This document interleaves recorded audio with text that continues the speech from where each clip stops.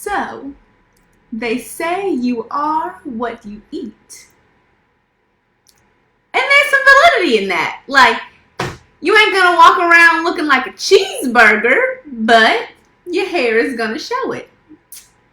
And your skin and your body and whatever else is going on with you. So today we are going to focus in on different foods, how they impact your hair. We're really going to focus on the foods that are best for hair growth and health, okay? And we're also going to talk about the foods to avoid, so foods that inhibit hair growth and hair health. So super, super, super important. Again, my name is Dasha. I'm also known as the Hair Doula, and this is Natural Hair Daily. So, initially when I went natural, I'm going to give y'all some background because right now I'm vegan. So the way that I eat is a lot different than the way that most people eat. And I started off when I was natural being vegetarian because I just noticed the only time that I was eating meat, it was like Bojangles, or it was a burger, usually a turkey burger, because I still didn't really eat beef or pork then. I just noticed anytime that I ate meat, it was unhealthy meat. It was never like some type of healthy meat option. So I just decided I was going to cut it out because, you know, I had just cut all my hair off at the time. I didn't want my skin to be breaking out like it was because my skin used to be it was struggling. So I was like, I don't have any hair to hide my face anymore. So I'm going to need to take care of my body and of my skin and everything. So I cut out meat and I was a vegetarian for a while. And when I was a vegetarian, there were a lot of foods that I was incorporating more into my diet because I didn't eat meat. So I ate more beans, I ate more grains, I ate more, fruits and vegetables. And I didn't know at the time that that was really helping me in terms of my hair growth and my hair health. I hadn't really done all the background research at that time in regards to foods and how they impacted my hair. That's just how I was choosing to eat at the time because I was, working to live a healthier lifestyle. So now I'm vegan. So really the options that I'm going to be giving to y'all, and most of the ones that are really conducive to hair growth and hair health are vegan options. So I'm turning this heater off, are vegan options. And so they fit in seamlessly with my diet, and y'all can kind of figure out how these things fit into your diet. Do you tend to eat them? Do you not tend to eat them? So we're just going to jump right into this list. I'm going to go through first the things that help hair growth, and then at the end I'm going to go into the things that a lot of people consume that hurt your hair growth. So first thing, berries and grapes. They have antioxidants in them that help to get rid of what are called free radicals in your body that produce oxidative stress. So basically, that's like a really more complicated explanation. I'm not about to get into all that. But berries, it's great for your skin too. All of the stuff that I'm about to name is great for your hair as well as your skin, your nails. So my nails are usually a lot longer. I cut them recently, but my nails be growing, y'all. So it's great for your hair, your skin, and your nails. Healthy hair really has to do with a healthy body, okay? So again, berries are really great because they have antioxidants and they have a lot of vitamin C. Vitamin C helps your body produce collagen. And collagen is basically like a protein. It helps the protein in your body, and hair is basically made from protein. Spinach. Spinach is a big one. Leafy greens in general, but specifically spinach. It helps promote hair growth, and it also helps promote sebum production, which I did not know. I thought that was fascinating. So you can incorporate berries and spinach at the same time in one smoothie. Boom! How about that? So I'll give a couple suggestions of how I incorporate these things into my diet. I don't eat spinach so much as I eat kale, transparently, just because I don't like spinach as much as I like kale. It's like wilty and it kind of makes my tongue feel weird. But I'll put it in a smoothie. I prefer spinach in smoothies. It's not as like pungent of a taste as kale. So if you're a beginner at this, then spinach is definitely a great option to put into a smoothie. Something else that helps promote hair growth and hair health is sweet potatoes. So sweet potatoes have something that's called beta carotene in them. And that helps produce vitamin A in your body. And that vitamin A helps promote hair growth and hair thickness. So sweet potatoes and really orange foods in general. So on my list also are carrots for the same reason. And then also sweet peppers really help promote hair growth. One, because of the vitamin C, and then if you think about orange peppers, they've got that same like beta carotene in there. Yes, sweet potatoes are delicious. And we had them the other day. So fun fact, fun story. Jackie had a Buddha bowl. She posted on her Instagram and I was like, girl, that looks good. Can you send me the recipes? And then she sent me all the recipes and included sweet potatoes and a couple other things on this list, including like healthy grains. Anyways, it was bomb. So you can hook some sweet potatoes up. The next thing I have on my list, avocados. In my household, we call them zavoka because my fiance is Haitian. And so avocados are a great source of healthy fats and also vitamin E. And vitamin E, if you are deep into that natural hair world, you know that vitamin E oil even is just great for hair. It's rich in nutrients, really, really great for hair growth. And avocado also helps protect your hair from those free radicals, like we talked about with the berries. So you can incorporate avocado into a salad. I really enjoy, or a smoothie. I've put avocados in smoothies before, and it makes it really like rich and creamy. Because I don't eat cheese, especially in the beginning of my journey of being vegan, I ate so much avocado because I like Mexican food. I like to make like Mexican food at home, and I was just missing the creaminess of the cheese and avocado. Oh, avocado did it for me. I was like, oh, I'm in love. So avocado gave me that creaminess that I missed from not eating cheese. So try it with your tacos. Try it on your salads. If you make a taco bowl, just throw some avocado on there. It's delicious. Trust me.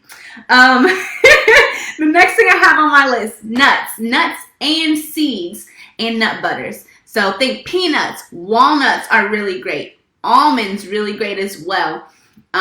Seeds, pumpkin seeds, awesome. Sesame seeds, awesome. Flax and chia seeds have omega-3s as well. Omega-3s are really, really important for hair and skin and nail health and growth. So incorporating different seeds and nuts and nut butters into your diet is really important. So I eat a lot of peanut butter personally. I know some people have like started rebelling against peanuts. As for me and my house, I eat peanut butter. And what I like to do with my peanut butter, and this actually incorporates another one on the list, I like to put cinnamon in there and then some like agave or maple syrup or maybe honey, because I do eat honey sometimes. Some vegans don't. I eat honey on occasion. So I put like peanut butter, honey, cinnamon, and then I'll put different like nuts and seeds in there. So I'll put some pumpkin seeds, I'll put some slivered almonds, some flax seeds, some chia seeds, and then I'll eat it with a banana.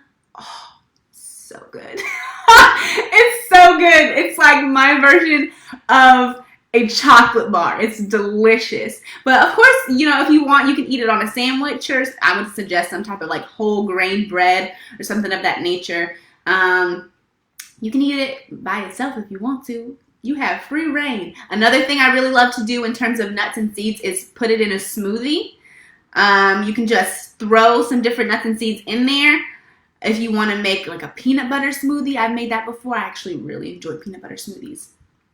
So yes, next on my list, sweet peppers. We talked about peppers earlier. Sweet peppers really high in vitamin C.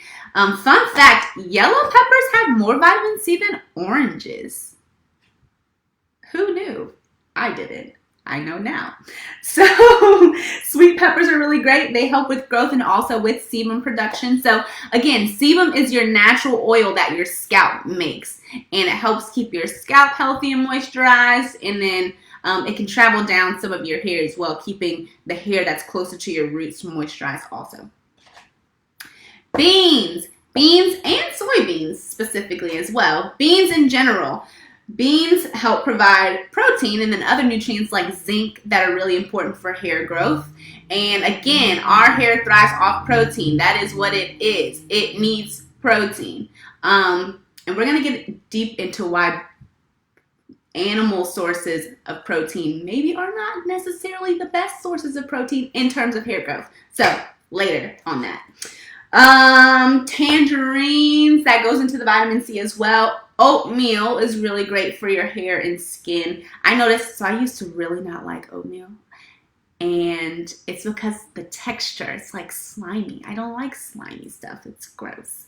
And so I never ate it. But then I realized there's so many different ways you can eat oats. And I used to use it as like a cereal or put it in smoothies. I love eating it that way. So incorporate some oats into your diet. We talked a little bit about carrots. Mushrooms. Mushrooms are also something, especially shiitake mushrooms are really great for hair growth. So I incorporate that into a lot of what I eat. Really, things like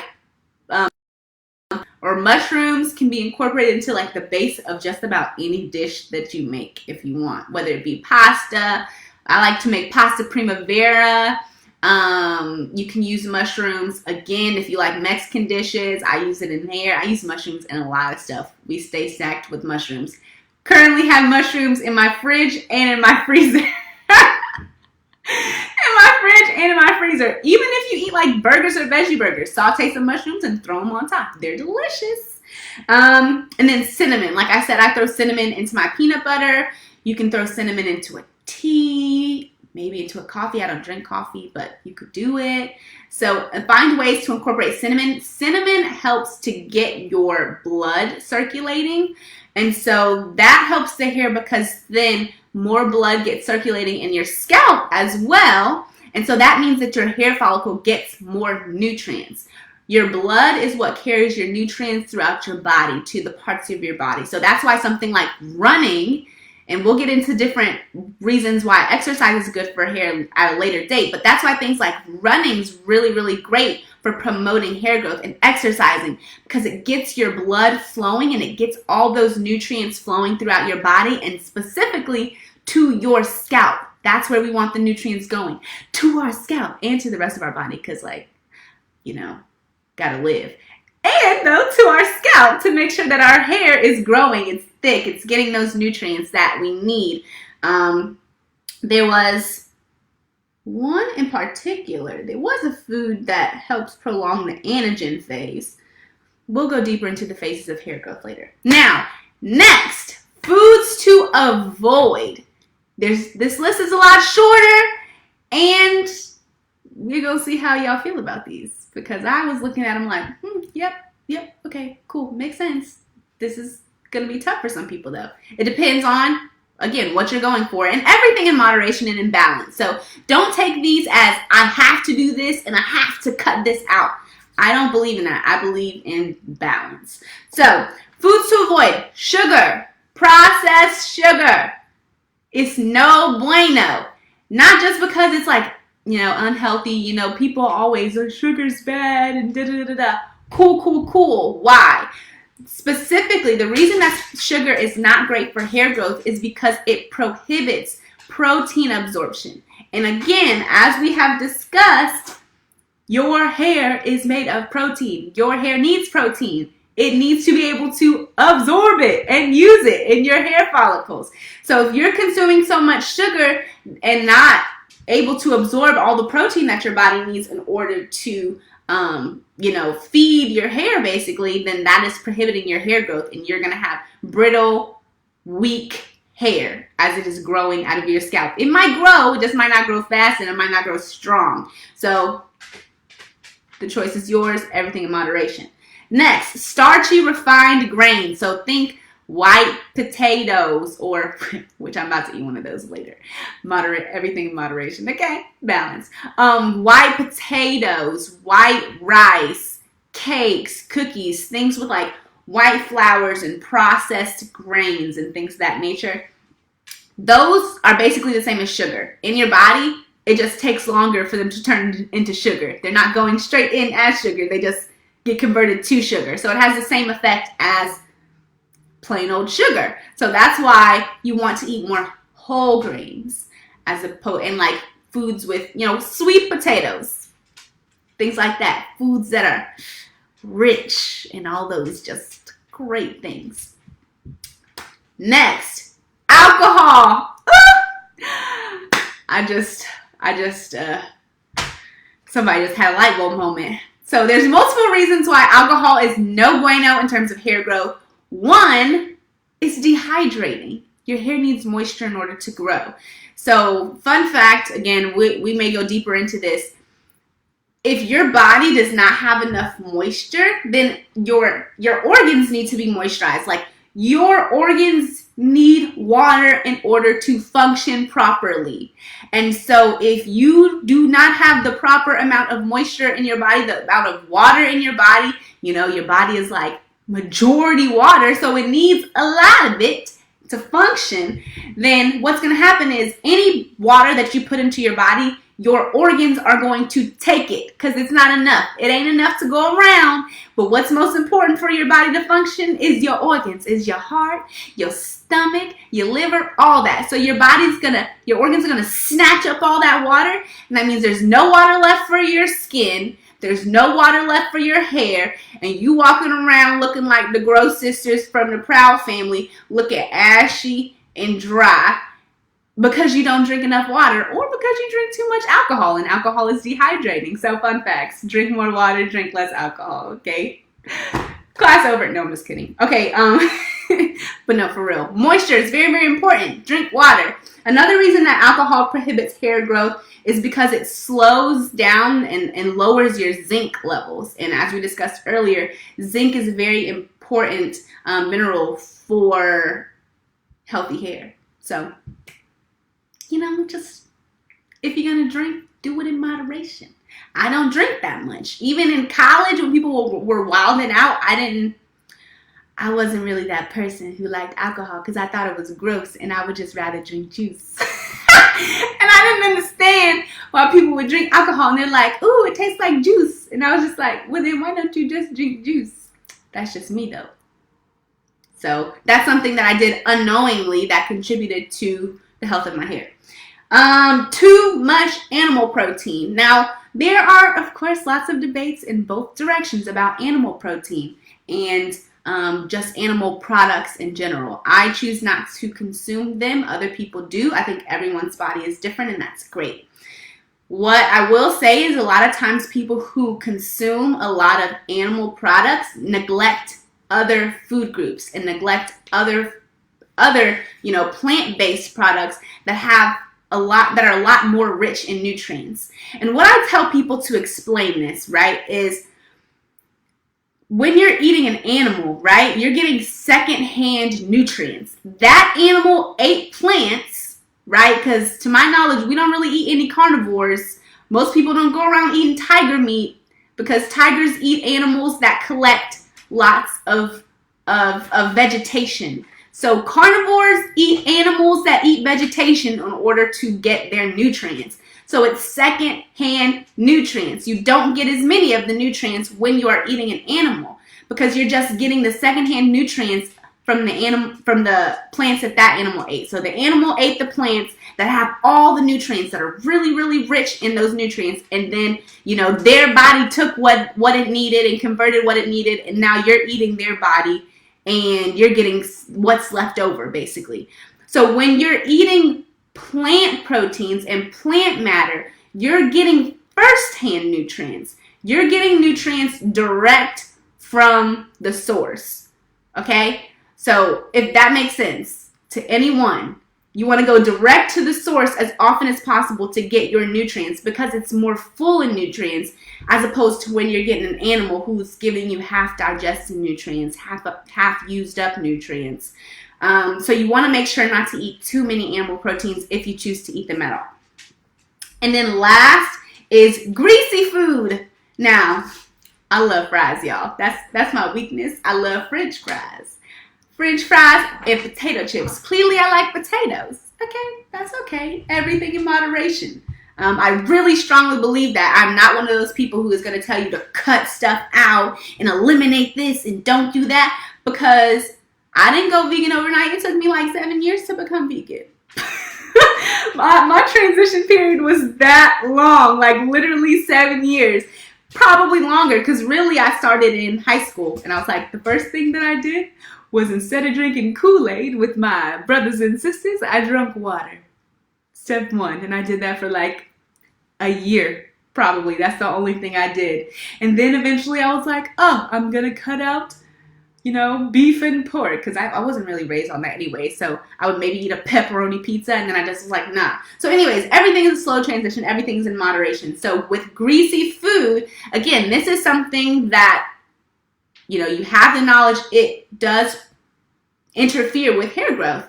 So if you want really healthy, strong, long hair, then you're going to want to avoid and lessen your consumption of greasy foods. And the reason being is because it clogs your pores. When you consume greasy foods, it clogs your pores. And that's not just the pores on your face. I'm sure you've heard that greasy foods will clog the pores on your face, and that you might break out. You might notice that you break out more. But it can also clog the pores on your scalp. There are pores on your scalp, and it's very, very important to make sure that your scalp stays healthy and unclogged, so that your hair can grow properly. When your scalp is really icky and clogged, then it causes more shedding, and it causes your hair to transition or stagnate its growing, as opposed to if your scalp is clean and refreshed from the inside out.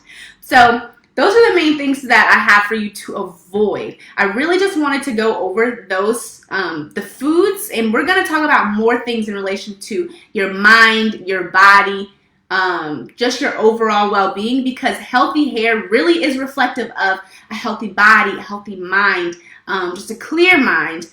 And it starts from the inside out. Everything starts from the inside out. The outside is great, and it might maybe prolong some things that are going on the inside, or just help fortify a little bit. But really, the killer combination is when you combine a healthy life inside, a healthy body, with healthy external practices. They work together. It's really like 50% of growing your hair is around the mindset of growing your hair. The most important part is just the mindset that you take. Are you patient? Are you loving yourself through the whole process? Are you loving yourself in your hair where you are at right now? Are you relieving stress and releasing stress? Those kinds of things, just the mindset around it. Like the next, I would say only like 20% is what you actually do externally to your hair. And like 30% is how you take care of your physical body, your physical self. So there's a lot of things that go into hair growth. When you're really serious about it, it's about taking care of yourself holistically.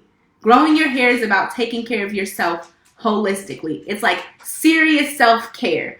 And the more that I love on myself holistically, the more my hair grows and shows. And that's why you'll hear so many people talking about their natural hair journey and how just their overall life has improved since embarking on their hair journey, because it is just a different level of self-love and self-care when you decide to go on that journey. So, all this to say, the internal stuff matters, including your food. So I hope that y'all learned something helpful today. There are a couple people on live, so I will sign off for the do y'all have any questions today? Any questions about food, ways that I've eaten, things that I've done personally, or anything else? If you have any questions, let me know. Oh, there's comments. Yay! Makes me feel better because my journey has been almost 2 years now. Yeah, I'm guessing you're talking about your food journey. My journey literally started in I want to say 10th or 11th grade. Now I'm a few years post-college now. So it literally started with water, just getting used to just drinking water, and then taking out a couple of foods and it just progressed from there. When I was a vegetarian for like 4 years, 5 years before I even considered being vegan. And there was a stint of 1 year between there where I started eating poultry and chicken again. So it's a process. But all right, I don't see any questions, so I will sign off today. Thank y'all so much for joining today's episode of Natural Hair Daily. I will see you tomorrow when we're going to dive deeper into some of the external things. I'm probably going to talk about hydration, and how that affects your hair. So stay tuned. I will be here tomorrow, and have a great day.